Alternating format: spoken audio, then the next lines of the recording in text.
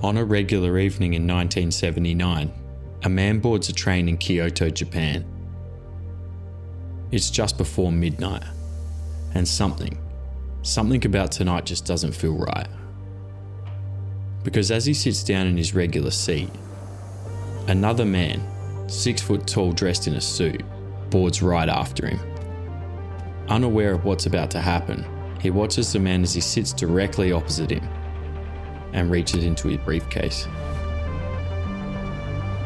Over the next few minutes, Gunpei Yoikoi's life will change forever. What he's just witnessed will not only answer a question he spent the last decade trying to answer, but also lead him to redefine an entire industry, making one of the most revolutionary, game-changing discoveries of all time. This is the incredible story of the man who built Nintendo.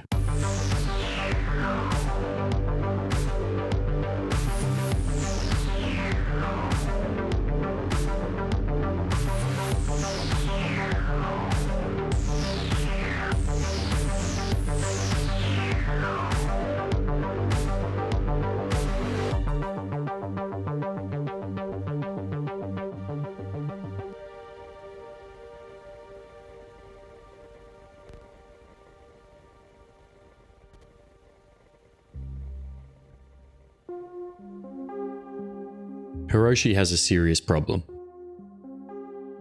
His grandfather started the company 60 years ago, selling traditional Japanese Hanafuda cards. At 21, he took over the business after his grandfather suffered a stroke. Being young and ambitious, Hiroshi rebranded the company.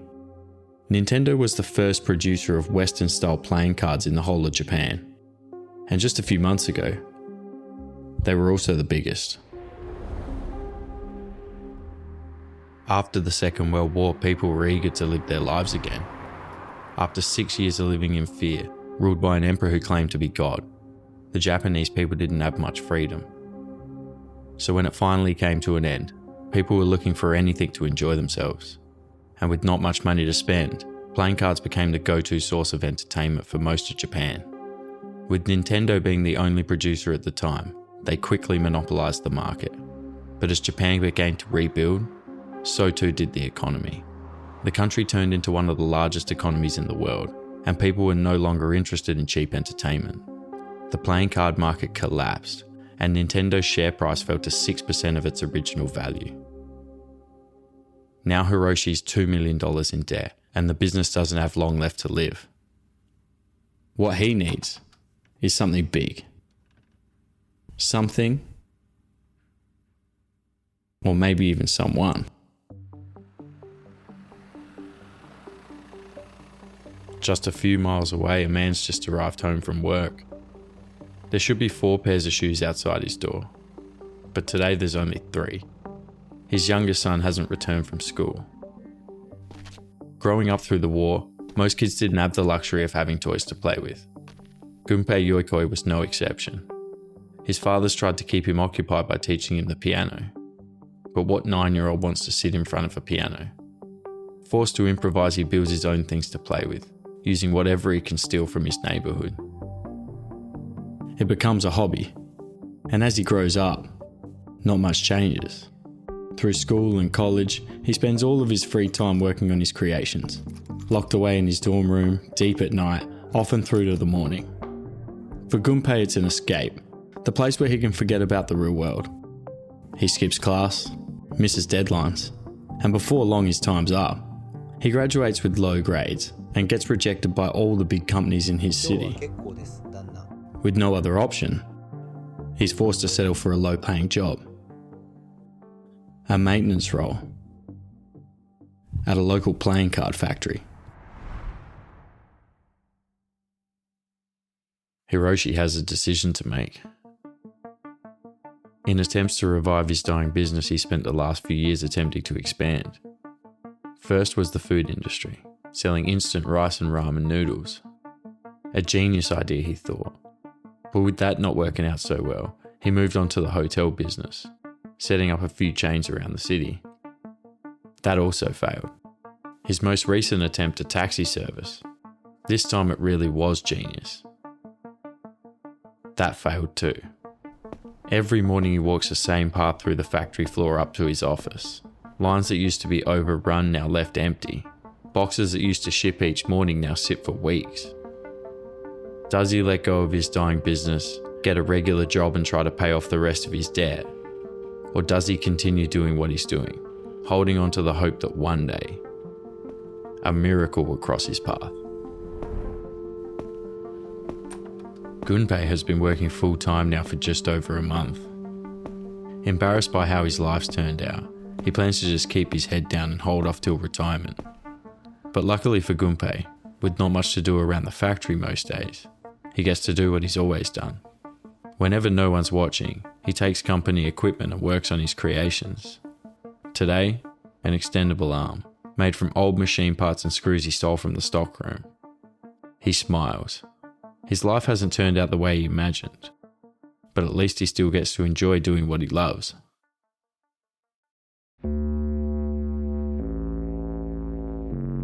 Gunpei is called into the office. Hiroshi asks him about the thing he's made. これなんだよ、軍手。Gunpei thinks, then tells a lie. わからない。見つけたんだ。The two make eye contact, and Hiroshi takes a deep breath. 誰が作ったかわかるか？いや、別に。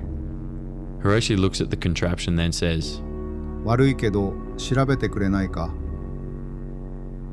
誰だとしても昇進させるつもりなんだ。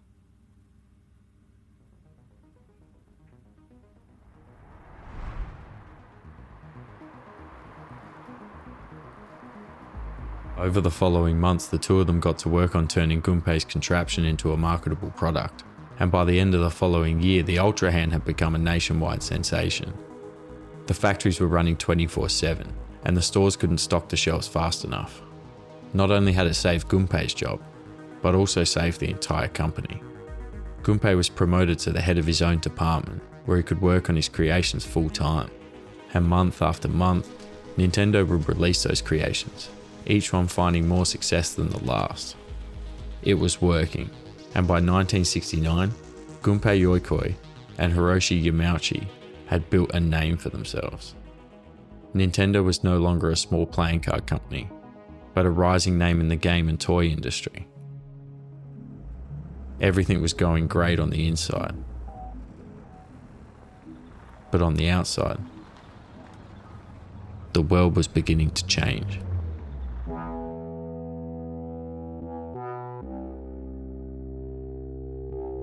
In the modern world, technology is at the center of almost everything we do. Each year, almost every industry on the planet is evolving. On average, we double our capacities every 25 months. What this means is that because things advance so rapidly, technology from even just a few years ago now looks old and outdated compared to what we have today. And so in order to compete with almost any industry, you too have to be making some of those advancements. If not, you'll soon get left in the past. Though today this is common practice, back in the 60s, it wasn't. The world was entering the digital age, and by the time the 70s rolled around, a lot of companies got left behind. Most industries had turned to electronics, and the only ones that could keep up were large corporations with even larger bank accounts. Nintendo is one of the companies that got left behind.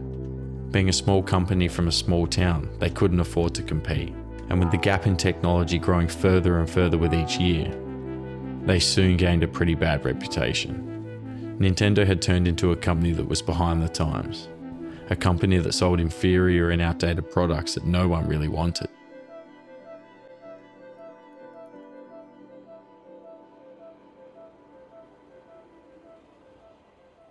Frustrated that he can't keep up, Gunpei boards his usual train home and considers leaving the company. It's late, and the man sitting across from him is acting strange. Gunpei stares, then gets an idea. Ever since a kid, he's been forced to improvise. He never had toys growing up, and yet he still managed to have fun. It's never about what he had, but the way he used it. Like the man sitting in front of him, he thinks. Not actually calculating anything, but simply pressing the buttons for fun. What if it's not about the technology, but the way we use it? What if we don't need to advance, but simply take what we already have and use it in new ways? What if, Hiroshi, we took the regular calculator and turned it into a games console? It'd be cheap enough to produce that anyone could buy one, simple enough to use that anyone could use one. It won't be advanced, it won't be made from new technology, but it'll be the first of its kind. A portable games console small enough to fit in your pocket. Hiroshi laughs at the idea, but believing in his old friend, he greenlights the project.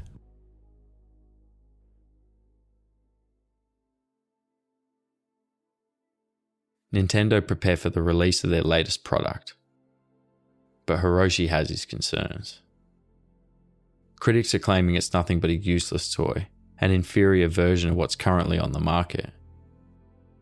The screen is monochrome, only black and white. The hardware is outdated, running on barely half the power of its competitors. It's cheap and it's destined to fail, like the rest of Nintendo's products. But Gunpei still has hope.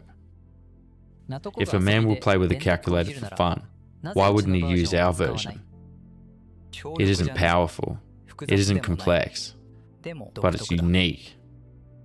True innovation comes from the idea, not the hardware.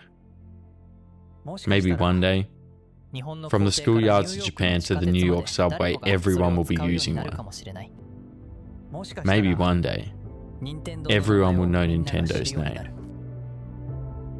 Maybe one day, the Game Boy will be one of the most sold games consoles in history.